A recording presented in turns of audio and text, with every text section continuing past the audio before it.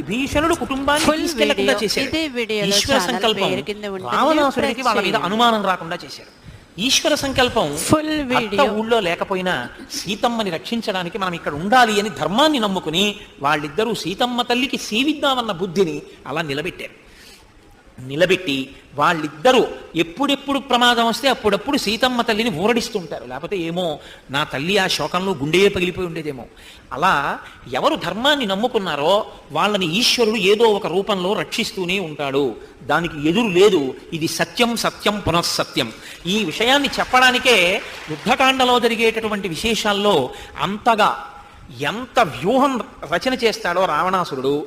అటువైపు అంత ప్రమాదం మిగులుతుంది, ఇటువైపు అకస్మాత్తుగా ఊహించని రీతిలో ఎవరో వచ్చి రక్షణ చేస్తుంటారు. కాబట్టి ఇప్పుడు సీతమ్మ తల్లి ఊరట పొందింది. అక్కడ లక్ష్మణుని కన్నా ఎక్కువ ప్రజ్ఞ కలిగిన వాడు, ఎక్కువ